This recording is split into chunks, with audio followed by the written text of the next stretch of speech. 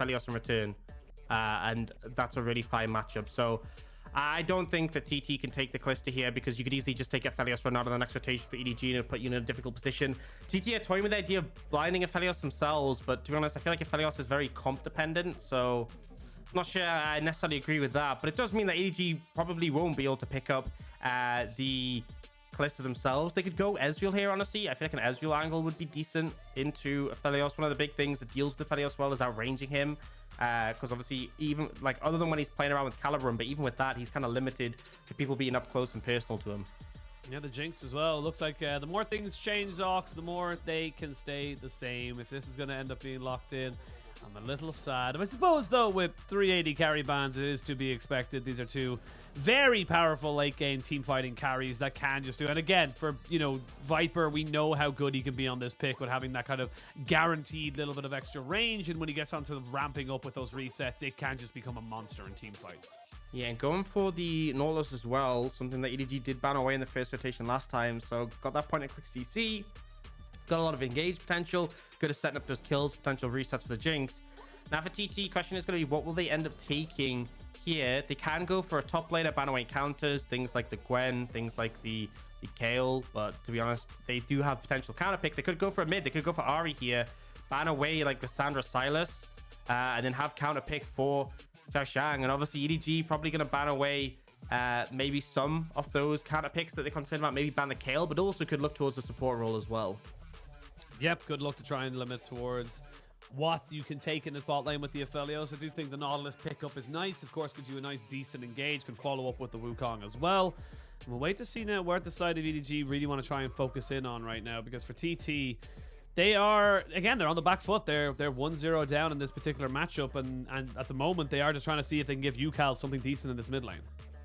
Yeah, and I think we've seen how prominent the Ahri can be, even with the nerfs coming in, even with the fact that we've seen this champion face some issues. Durability change, making it things tanky as well, harder to assassinate. And yet still Ahri is such a prominent pick, especially when these counters are mitigated and denied away. Yeah, well, we'll see what they can end up going with. I will be totally honest with you right now. My feed is dead on the SRT, so I'm currently trying to troubleshoot that at the moment. So I'm going to have to ask you to... Mine too!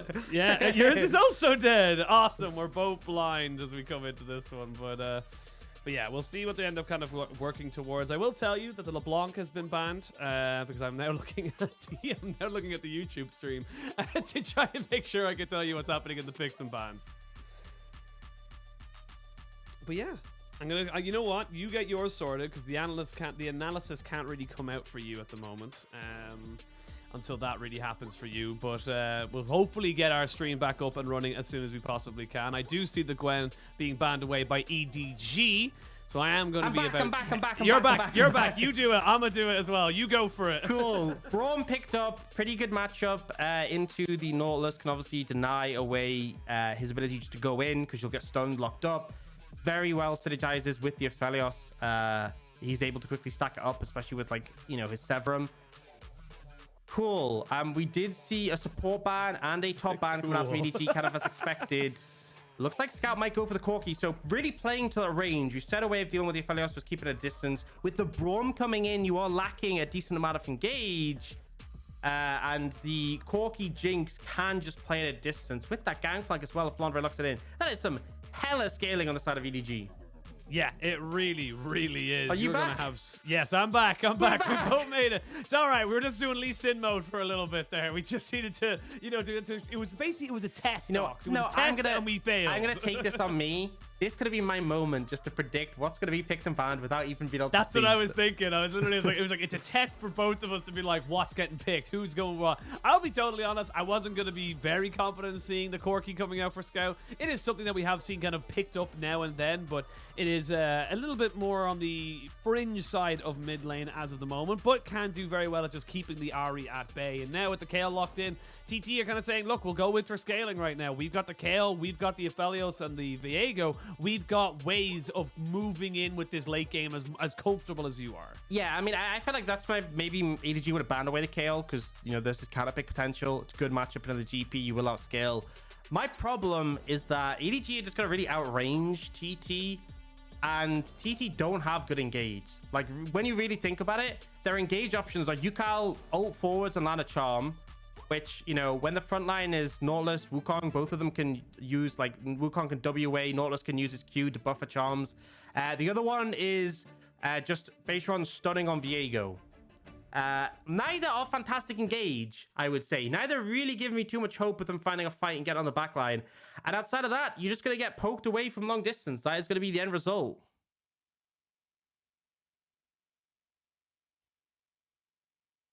I think you're muted, by the way, dude. I am muted, by the way. I had a bit of a sneeze I had to get rid of. But I was just going to say that you are very much reliant on the side of EDG kind of coming forward into you, you surviving that initial engage, and then kiting them backwards, and then eventually getting a kill off of versus that. So it's not a lot, outside of basically picks with the Ahri charm as such, but not really the greatest of setups you want to be going with yourself here for outside of TT. And this is... again, something that I've criticized quite a few teams in the LPL with is that when you draft these kinds of compositions, the lack of engage, the lack of simple engage, it can hurt you very much so in the later stages of the game. Yeah, I feel like, you know, actually, I take it back. You know what's the best engage that the TT have? It's Corki package. It's Scout Corki packaging into their own team. We've seen Xiaohu do it. Xiaohu versus V5. He just fully committed, and we've seen Doinby do it. LNG vs TT. Maybe TT are hoping for a repeat where Scout just flies into them and gives them a freebie. But remains to be seen. I think if EDG play it smart in the late game, I think it is very hard to TT to win, even with the Kayle. But if it gets messy, definitely angles for TT, right? If they can get on top of someone, land that Braum passive, they have a lot of people who can stack it up quickly. Kayle's obviously going to scale very well. We talk about her level 16 being needed, that extra range being massive. I think it's even more so applicable here.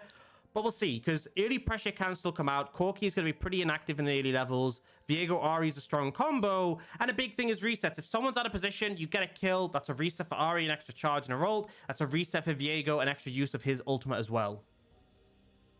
It's all about those resets for both sides as well. You get the reset onto the Jinx, so you can be very, very helpful. Be curious to see now how Flandre is able to bully out Kayle in this matchup. And again, this is XiaoXiang saying, look, I'm comfortable going into this. You are not really a champion in this matchup as the Kayle until level 6. You need that range just to create that distance and to safely get that fleet footwork to kind of, you know, get yourself into a good position to be able to trade back. Because right now, the Gangplank, especially with that passive on his auto attack, the empowered burn coming out, will just do so much for them. Yeah, the nice thing is that, like, one of the things a lot of melee champions struggle with into the Gangplank is he sets up the barrels, and it's like, you can't deal with them, because if you get in range to auto them, you're liable just to get them, you know, blown up on you. Kayle does pre-6 still have that one ranged auto with the E, so if there is a big concern about a barrel combo potentially coming towards you, you can actually interrupt it potentially, which is something, but obviously still not very fun when that's your main CSing tool in the early levels as well. Yeah, not exactly ideal. 14 wins versus 4 in the Wukong Viego matchup. It's now Beichuan. Does he try and flash over the wall here? He does, and he looks to try and make something work. He hasn't been seen just yet, but with how aggressive the bot lane of TT are being, SouthWind and Puff are going to make something work here. Meiko is going to get the Spider-Man and the flash. And you have no flash route here as Beichuan, so yeah, that was a flash. Yep, that is just such a Beichuan special. It is. He's done that a lot this split. Yeah, I feel like it's something historically he's been known for, like flashing over walls to find these gank angles. So I respect it. I think it's Chad gameplay. Did manage to avoid that ward. I think EDG must suspect that that's what went down. So, you know, sometimes when you flash out of vision, it's like, oh, well, with it, they won't know. I mean, EDG are going to suspect the fact they had a ward, the fact they didn't see it, will assume. And as a result, they know they potentially punish Beichuan. One of the things with Viego is post-6, he's a bit harder to catch out because the ultimate for pre-6, if he does overstep, can end up being a bit vulnerable. Wait and see now, EDG. I don't know, probably recognize that there probably isn't a flash onto Beichuan if they're being astute with their assumptions. As we now wait to see now Scout. Just kind of keeping Ucal busy in that mid lane. Now Jiejie coming in, but I don't think that Ucal should be caught out by this, really. Beichuan is in the vicinity. It's more just to show pressure so Scout can maybe get a little bit of a reset. But even then, he's going to have to use his TP. Even with the first strike trying to come out right now, I don't think he's going to have a huge amount of gold coming in. Yeah, I mean, that's the thing with the Corki. You are looking to scale. You're looking to get strong in the late stage of the game. You can add the whim of your lane opponent early on, Scout TPing back in, and still being down in farm. So Ucal doing a good job of making things a little bit difficult for him and not giving him just a freebie to get into the later stages of the game. This is good from the side of TT. We obviously expect the top lane to be going in Flandre's favor. It is. There's nothing really else to talk about in that regard until we do see the level 6 come out for XiaoXiang. But they've got push in bot lane. They had push in mid. They are starting to kind of, move around the map. And this is, again, something we've seen quite a few times from TT throughout the split. They are very solid when it comes to those early game proactivity and knowing when and where they can take trades. It's beyond that we always have to look towards. And for me, this is a good test for them. I think EDG are a team that they can take advantage of, or at least have a good moment against if the opportunity arises and presents itself. And they needed this game. I cannot emphasize enough how painful it's going to be later on with Corki just firing those big rockets. And yeah, really talking about Corki, he is obviously we've seen him be super strong, kind of similar to Kayle in some ways, and like he's a bit level based. Level 16 is really massive. Like all the power spikes to get your ult upgraded, because the thing is, you not only get an increase to the base damage of your ult, the AD ratio goes up. So obviously we know Corki likes to build Magic Pen and AD. It's because the AD ratio in his ultimate at level 6 it's 15%. At level 11 it's 45%, and then at level 16 it's 75%, and that's on a small rocket. And obviously the big one does double damage. So when we see like Doyenby play Corki and he's like super power farming, picking up all the waves, hits level 16 very fast, you get such a humongous spike at that point. That's when you get like the one-shot rockets coming through. Yeah, that's when it really does start to hit. It's why one of the many reasons we do see Corki as the powerhouse late game carry that we all know and love. But Banner Dragon going to be secured by TT, so good early progression for them in the Dragon department, or the neutral objective department, and they got plenty of time as well, so they're going to be in position to be able to contest for this first herald should they choose to want to. And already we're seeing XiaoXiang saying, look, I'm set up for the long haul in this lane. I'm going to get myself the cull, just try and stack up as best I can. He is level 6, so at the bare minimum he's got himself a little bit of range, as we do have ourselves another pause coming in. It's always the EDG games. I don't know why, I don't know how. It just is. It's always EDG. I don't know what's going on there, but once again, another pause. As you said, level 6 hit by XiaoXiang, so a little bit easier of a time in lane on the Kayle now. Able to deal with the barrels a bit better, able to contest minions, have a bit easier time there. But still, the slower this game goes, the more concerned I am for TT. I think a slow pace is going to be painful for them. And they kind of need to make things happen. Beichuan's definitely trying. We saw that with that early gank bot with the flash over the wall. Hopefully level 6 is the big turning point. When you get access to the Ahri ultimate, when you get access to the Viego ultimate, the skirmishing becomes very strong. I want to see them picking up neutrals. They need to be just contesting those early dragons, securing them as soon as possible to force fights sooner before things become problematic. Ideally, if you get control of the pace of the game, it gets easier to engage. If you get control of an area and you set up vision there, and then you have the enemy team coming to you, that's where like you can have Ucal play flanks on the Ahri. That's where it's harder for Corki to poke because he doesn't have vision of you. So I think if they can get ahead and get control of areas, that means that the lack of engage won't be as much of a problem.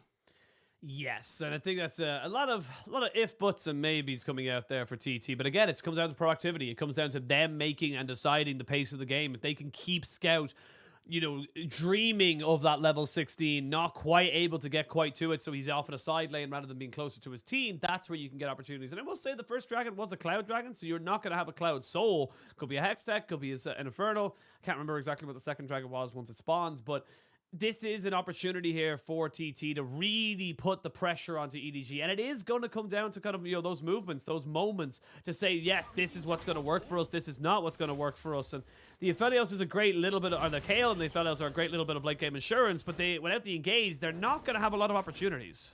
Yeah, it's all about managing to hit. I honestly feel like if EDG got a Cloud Soul, it'd be really rough for TT, because when you're lacking engage already, enemy team having more movement speed is problematic. Hextech Soul would be a disaster because obviously the slows. Every time Corki rockets you, you get slowed down. How are you ever going to catch them? I really see, at least now with Beichuan hitting level 6, TT being more aggressive, going for that invade on the red buff, trying to make things happen. And we see on the opposite side, Jiejie is happy just to trade jungle camps. Obviously, a red buff for Raptor is a bit different.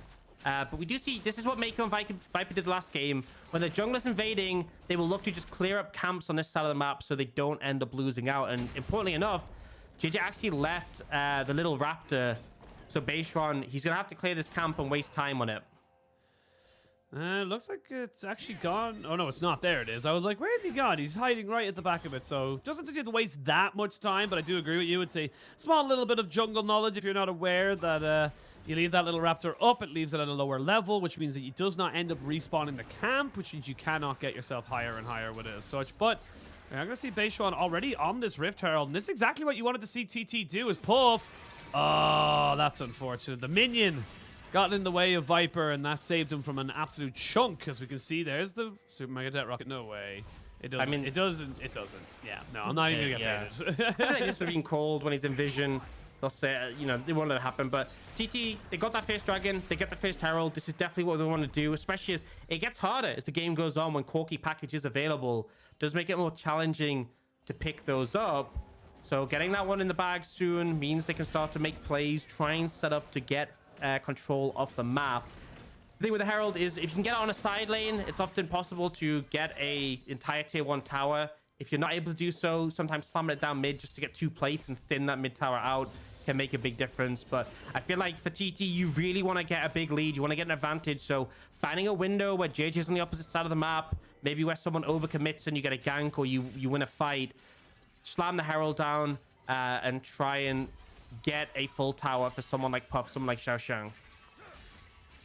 No, TT gonna have pushed to the spot side, and with no eyes on the mid lane or onto Beichuan, you can tell now. Well, they know he's here, but they don't really want to try and just defend this. They're gonna have to let it over a couple of these plates, and honestly, it might be the full tower if they're not careful. This could be a dive coming in right now for TT, but with a TP on Corki, makes it very difficult to really make a stick.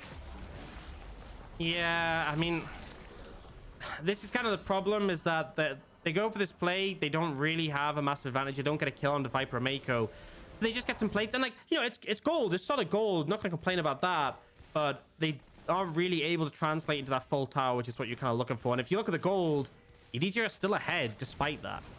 Yeah, again, Gangplank will be a little bit inflated because of his silver serpents because of that, but yeah, it is a tough moment here for TT, because the longer the game goes, the harder it becomes to try and really make their mark. A minute till Dragon spawns, though, and that could be their second of the game, which would be nice if you're a TT fan. EDG happy to let this game go to the late game, and no one really picking up their first item just yet. You should have Flandre kicking up his first item very, very soon. But aside from that, TT happy to just try and keep pushing the wave pressure and get these resets denied. And it's the most annoying thing, honestly. It's just such a low cooldown as well that it's like it does not matter. Yeah, it really doesn't. And unlikely the Viper's going to miss that, not having that ultimate. The delayed reset timing for Puff, though, this is a potential window for Jiejie to get set up on this dragon area. The Skullcraft's going to be timing out soon. They know that TT aren't in a position where they want to fight because the AD carry's not there. And Scout is going to pick up the package.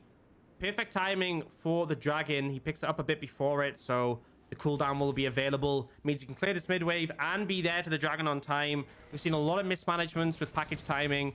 I molded about it all the time in spring, but Scout doing a good job. And now they can probably just turn onto the dragon here. It's hard for TT to find a way in with that package there.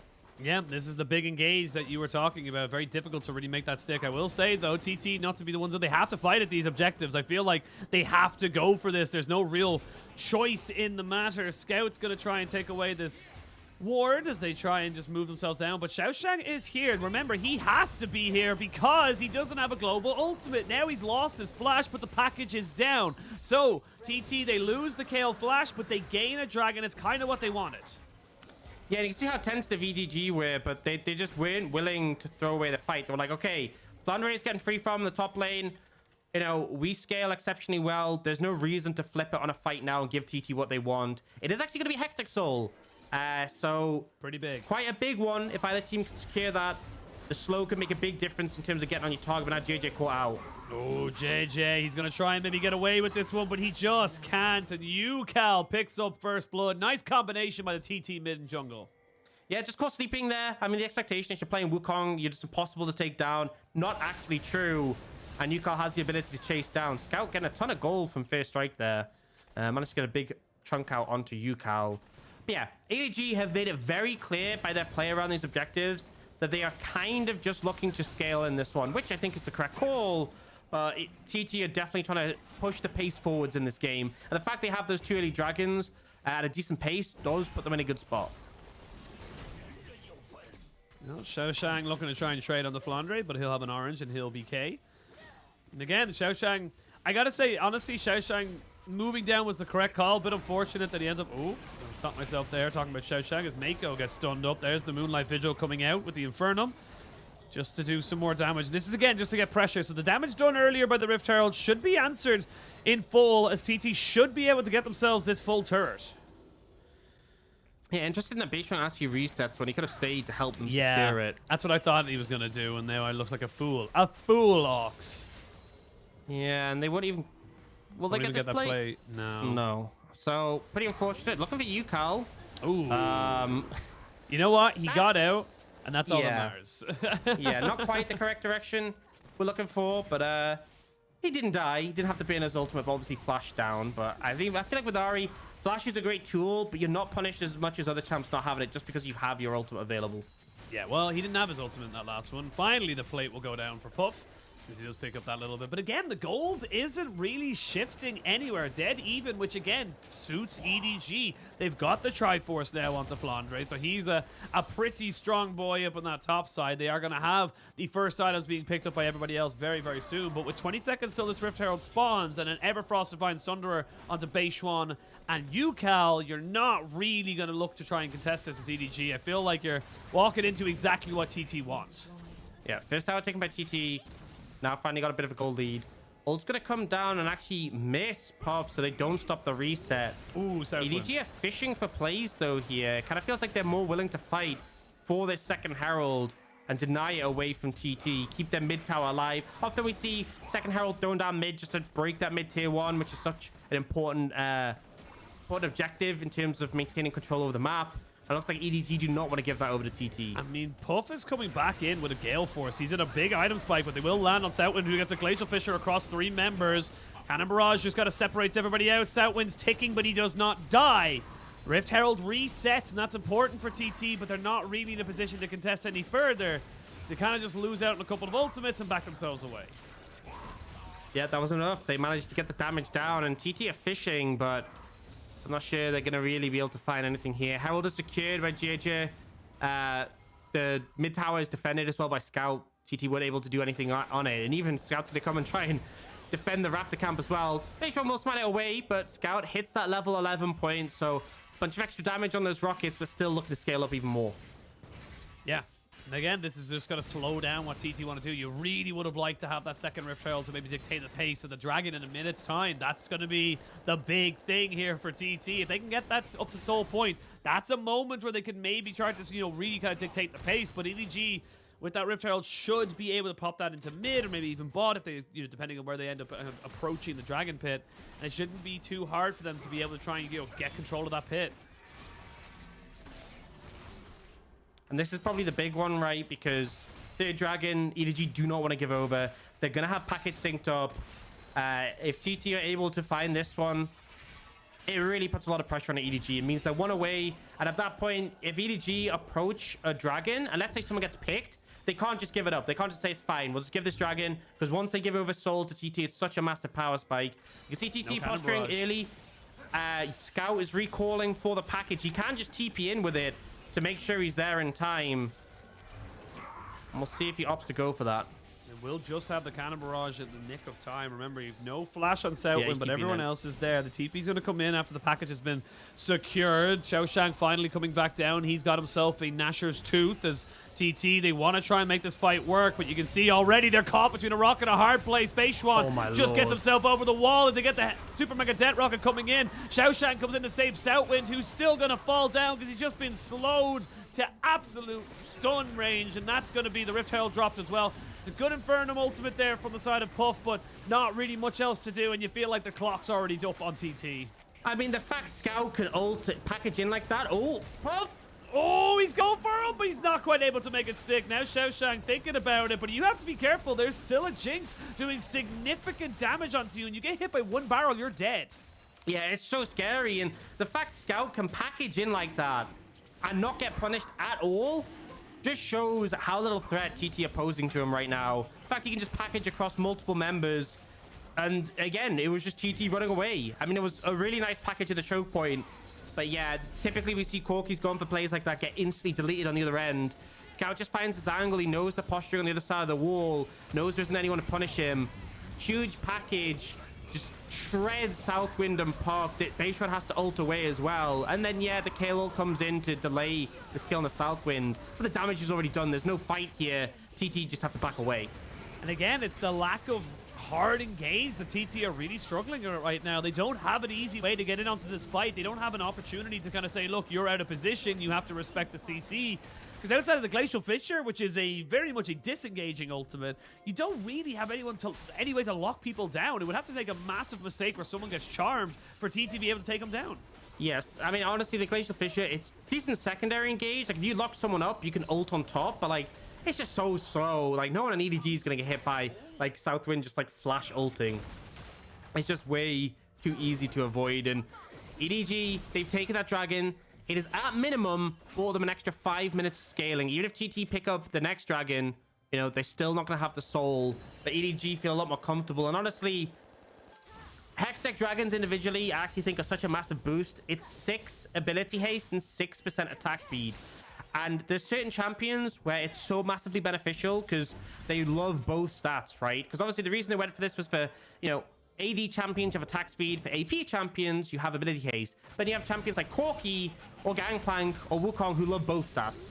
Well, Scout's getting jumped on here, and Ucal's going to try and jump in on top of him as well. But the Hex Drinker, almost good enough. And the Super Mega Det Rocket not quite able to hit. But good pick off here for TT. But what do they have to try and give up because of it? They have to try and... Don't think they're going to be able to kind of contest for this mid lane and get that tower, but they are starting to try and make moves against EDG. It's a positive play, and we need more of that, right? Finding picks on people who are isolated, picking them off when they're in scenarios like that. Interesting, I've seen this Herald's Grudge coming out from Flandre, so getting that early percentage pen. The slow, obviously not the most important thing when you already have slows on your barrels, but yeah, Scout just looking to get more First Strike Gold, a bit overextended. They know he doesn't have flash from that previous fight, and Ucal able to connect the Everfrost to take him down. See just the power of the Hex Drinker, though, as well. Just giving that a little bit of extra time, and it almost saved him off. And despite that little kill onto the side lane, you don't really gain much of it. And this is something that I always use as a bit of a... I suppose a litmus test to see, you know, the difference between a good team and a great team, because great teams will get a pick and they will turn it into an objective. It will turn into a tower, a baron, even just like massive vision control over an area. TT, however, they've got a ward in a brush down that bot side. That was it. They just get the kill gold, so it doesn't actually equate into much more than that. And that's why we do see end up seeing why, you know, a pick on a side lane for a team like EDG is far more impactful than a pick on a side lane for TT. Yeah, and at this point, with dead even in gold at 21 minutes, I felt like TT had to get that early lead, and they haven't been able to find it. Things are just going to get harder and harder from here as long as EDG plays it out correctly. We see TT posturing, and this has been a consistent thing throughout this game. Posturing, looking to be in position to fight, being like, right, if you guys misstep, you guys over push, we'll kill you. And then EDG are like, okay. Then that's not. Just don't fight. And that's it. That's literally it. And then, yes, you have a Kayle, obviously going to have great scaling, but a Kayle needs facilitators. A Kayle needs someone to be a front line, to be engaged. Like, I feel like more than anything, a Kayle needs someone to hit. And as long as EDG don't provide that, what's she doing? Oh, Flandre. That's a flash away. They're going to see the Heartbreaker come in. He's going to need an orange, so he'll be K. XiaoXiang not quite there. There's going to be the Cannon Barrage flash forward with the Glacial Fissure and the Winter's Bite, and XiaoXiang gets a pick. So with 50 seconds till the dragon spawns, that could be an opportunity now for TT. Yeah, I mean, it's a good pick, and this could potentially lead them to this dragon. Flandre does have TP, but no Cannon Barrage does weaken him a decent amount, although that cooldown is ticking away very fast. Yeah, it's a lot faster than I thought it was. He actually picks up a Serelda's Grudge and going to force EDG up towards that top side. Ucal is playing keep away from the Baron, so they can't trade that one just yet. And XiaoXiang's going unchecked right now, so he should be able to pick up a tier 2 at minimum in this bot side. So they are getting them objective, and this is great for TT. They're kind of accelerating the game a little bit faster than EDG anticipated. Yeah, good positives, making things happen. problem is, Dragon in 10 seconds, Flandre is going to be up. Look at the item scout is just completed. He recently got the Ludens. He's also just picked up Sork Shoes. This Corki is going to be hitting hard right now. A lot of poke damage. And sure, you have Puff, where's the Bloodthirster to be able to sustain up, but not everyone has that same luxury. No, you do not have that luxury. I will say Wit's End finished up for XiaoXiang, and they might not look for the Dragon at all. They might say, cool, the Wukong's on it. Let's go for the Baron. They can shred this, but they haven't got great guns right now. It's grabbing them in a... Scout! Oh, Scout gets caught! He got caught! And that means he's dead. And now Meiko trying to run away, but the Heartbreaker means that he is dead. They've got the Nautilus as well. Scout, what happened? You had package, and they were just approaching without concern. Ucal finds a fantastic charm from the Fog of War. They layer the CC, and they're able to remove the Corki. That is the sort of play they need. I was talking about Ucal being on those angles with the Ahri, maybe being something they could lean on. They find it, and they manage to translate. And TT with the Baron, it's giving them life in this game. It gives them an awful lot more opportunities, that's for sure. They'll have a bit of pushing power now. You cannot let this Kayle go unchecked. They will say they lose the Dragon, but let's have a look at the replay here. What happens to Scout here? It's just that he's just not expecting Ucal to be there, and yeah, he just gets caught. Yeah, just completely caught out. We're gonna see it again. See it twice, just to make it very clear. And the thing is, you have the package. If he saw Ucal could easily buffer the charm, even if it connects, once you're in the package, you're not going to be able to be CC'd.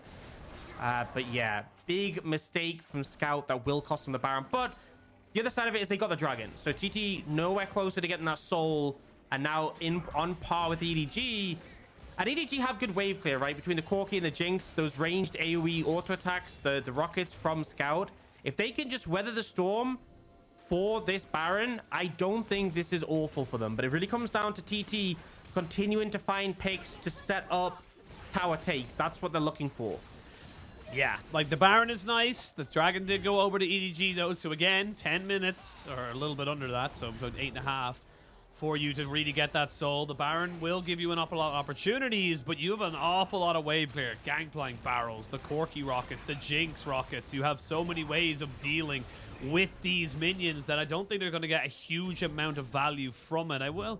At the moment, though, they are getting the XiaoXiang to kind of push up towards this top side to put down a little bit of damage, and alongside the Aphelios should be able to put some decent damage, but the Cannon Barrage is great. Again, this is the big difficult thing. Honestly, I like the play from TT, but what does it actually afford them? Yeah, I mean, this is one of the things is why we don't see casting so much recently in pro play. I mean, there's plenty of reasons, but scaling champions this is one of them can really be punished, right? But the fact is, when you have a Corki, he scales well and has wave clear, so even if you try to close the game out early, it becomes difficult. TT get the Baron, and they get one tower so far. You know, it's not nearly as much as you'd hope to get. But oh, Scout! He might be caught out here. He flashes. Ucal, though, needs to be careful of some of those rockets. And Scout this time around will end up flashing away from that particular pick. And that could have been huge for TT. They had about 40 seconds left on Baron. You take away that big wave clear, then all of a sudden, that's one tower becomes maybe two and an inhibitor. Yeah, and so with the Baron, you can see in the top right, they got quite a bit of gold. There's the gold from the Baron itself. There's the tower they took in the top lane. They also get experience from it, which definitely won't go amiss when you have a Kayle. But that's kind of it, right? Yep. It's nice. It's definitely positive. I'm not sure if it's enough in this game to really dictate it. Flandre going with like a full ability haste build here with the Ravenous Hydra and the Serelda's Grudge. I've got something I haven't really seen on Gangplank. Definitely seen a lot of builds, some good, some less questionable. Good. For sure. You've definitely had choice words depending on it. I do remember, I can't remember who it was. Someone was playing Lucian and they ended up with a Zeal, a Last Whisper, a Hexstring. Yes, it was light. It was light, and the enemy team was playing Cog Lulu, and the Cog had a Randuin's, and like everyone else was mega tanky. It was honestly one of the worst builds I'd ever seen, but one of the worst builds you've seen so far. Yeah. We're going to keep that as a theme for the split.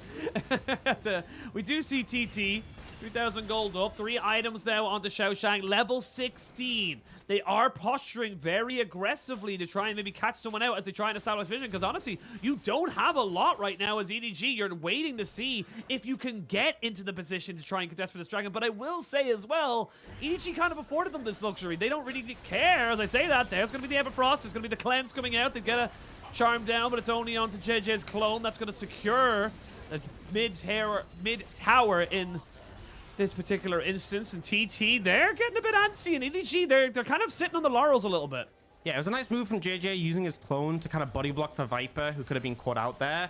But the problem is, TT are doing what they should. They get control of the area early, and then they're forcing EDG to try and face check in a vision to find these engages. Now, Scout has just picked a package. TT take quite a bit of damage there, thanks to the cannon barrage. And I mean, Scout isn't even here yet with the poke. He's gonna pick up the package and TP in as soon as it's ready, and he's gonna cause a lot of issues for TT. Oh, look at the flank, look at the flank. Huge flank coming in. Does he look to try and engage? Yes, he does. They've landed it down there onto SouthWind, but the Aphelios has been taken out. You've lost your jungler and your Kayle. I don't think that was the correct ultimate target, XiaoXiang. I think you should have been looking at your Aphelios. Yep. Doesn't end up saving the right person. At the end of the day, it just wasn't even close. Fantastic flank angle for Scout. And not only do they get a team fight win, they'll also pick up a third dragon. Now working with 18 extra attack speed, 18 extra abilities. Fantastic for EDG, and 1 away from that sort. Yeah, goodbye, SouthWind. Go on, SouthWind. Go on, my wayward son. No, wayward plays for top esports, but honestly, I love this from Scout. I love this from Scout. He's staggering it. He's staggering it. He's basically making it so that it will take it, like, again, you're looking at what would be 10 seconds to XiaoXiang. It's 30 seconds to SouthWind, so you can contest. Yeah, I mean, Baron's going to be up before SouthWind is. If EDG wanted to posture towards a get vision control, there's no support for TT. There's no one to put down vision to contest. And here, the fact TT already chunked out, they get corralled in here by the package. Great engage flash onto the Aphelios. And yeah, XiaoXiang, I'm not sure that ult on the SouthWind was the play. I don't think it mattered, but I don't think it was the play. Here's the good news, Oisin. If TT lose this game, then XiaoXiang can't get subbed out. So I mean, by definition, you are correct. For Hoya to come in for. That is true. Big brain. XiaoXiang getting the last word in against his old organization. But yeah, TT, funny enough, still have the gold lead right now as the EDG set themselves up around this Baron pit, try and see if they can make something happen for themselves. And TT, they gotta, honestly, they're looking for a miracle. They need XiaoXiang to try and pop off. It's gonna be tough. I think the difficulty is just the lack of engage. If they're not able to close the distance, it's going to be super problematic. And I am currently having some issues with my feed. I'm also having issues with my feed, so we're going to try and get those refreshed as soon as we possibly can. We do apologize again. The luxury of remote broadcasting, we're trying to make improvements, but of course, there's always going to be some little bugs every now and again. But yeah, again, it's going to be pivotal moments here for TT to try and keep themselves safe. I hope there's not a fight. I really do hope there's no fight happening. So again, apologies to anyone watching. I imagine there's going to be a lot of posturing on no one really going for anything. That's what I'm assuming. Oh my god, what a play from whoever made a play. This is it. This is how we anticipate it. But yeah, we do apologize for the moment. We are casting Lee Sin mode at the moment. So I'm gonna go on to back onto my YouTube feed and hopefully see what nothing has happened as of 30:34, and the viewers can now know how far behind I am. That's how you work it. That's how you work it out. You know. That's how you end up kind of figuring it all out. But yeah, we do apologize, ladies and gentlemen. We are trying our best to figure this one out. But yeah, as of now, they're still only just posturing, you know? Don't worry about it. Don't worry about it. I'm looking at the Twitch stream and it's ahead, and there's a lot of fighting going on my screen. Oh dear. So delayed on.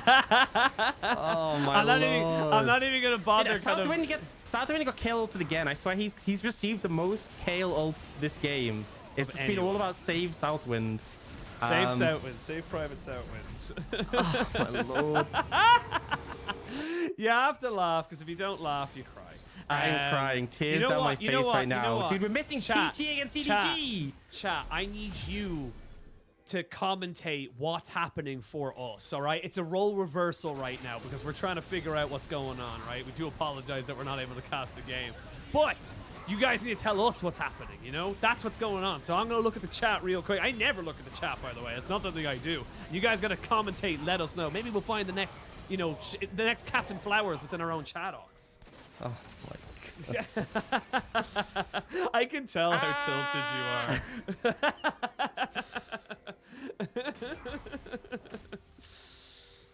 But yeah, we're coming back in. Look, you know, SouthWind getting a lot of Kayle ults. I think that's positive. I think that's positive for him. Is it? You know? Is I mean, it's positive for him. For sure, it's positive for him. It's yeah.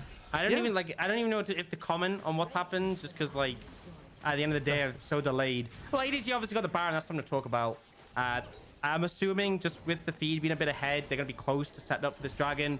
Poke's a pivotal piece. If Ucal can find a flank angle, maybe that's the play. Maybe that's the way in. We'll see if that can happen. Yeah, If that, maybe that's already happened. Maybe it has already happened. You know, I did see Viper burned his cleanse quite a while ago, so that's not going to be available for this dragon in potentially 20 seconds. That's almost, no, it wouldn't be that delayed, would it? It wouldn't be that far behind. No, probably would be actually. I don't know. I don't normally check. Yeah, you know. I don't look at Twitch at all when I'm casting. It's just not within my nature, so I'm going off of it right now. But thank you, chat. Chat's actually going with it and you know, letting us know what's going on. I can tell you, chat, if I'm looking at Twitch compared to our usual feed, I'm about 33:10. That's where I'm at right now. So you can figure out based on that that assumption where exactly how far behind we are. But oh, my feed's doing something. Is it gonna work? Oh, well, mine's dead. So I'm gonna rely on you for play-by-play if that's the regards. It's not working yet. It's just doing something. Oh, tell us what's happening. Commentate it. With Twitch, the scout has secured the Hextech Soul, and finally we got a good Kayle onto Puff, but it meant nothing. And it looks like EDG just gonna close this one out. They secure the skull. Scout stole it. Oh my. Okay, now my Twitch feed died. It's all good. It was an ace. There's nothing else to talk about. Thank you, Twitch chat, for telling us everything that you need to know. We got to experience it with you. EDG will take themselves a 2-0. TT will fall to 1-4.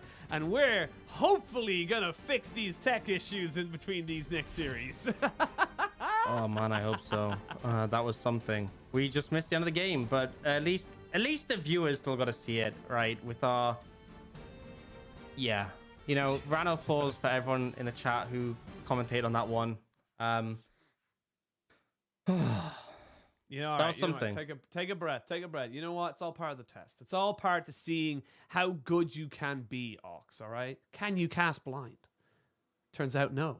Oh, lesson learned. It's we're really hard to cast the game when you don't know what's happening on your screen. So yeah, that is what we've learned today. And look, we got the expected result, 2-0 to EDG. That's basically how we wanted to go for it. And again, there's nothing, even when looking at this game delayed, there was nothing exceptional to talk about in that particular one. It was just scaling Jinx, Gangplank, Corki, like how, and no engage on the side of TT, regardless if you have a Kayle or not. There's just not a lot you can do.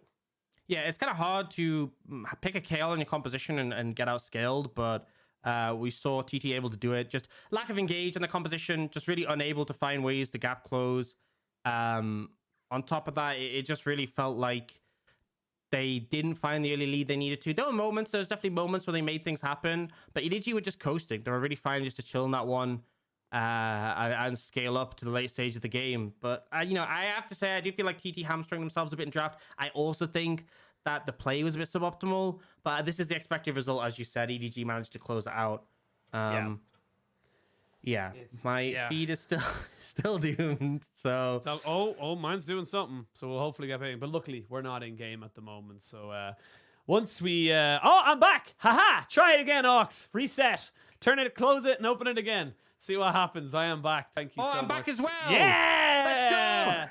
Oh my God, Corki secured the dragon. Lord. Anyway, I've returned, and we missed the end of the game, so it makes the difference. It happens. Look, this is the trials and tribulations of things like this. But we can see there in the end game, kind of post game screen that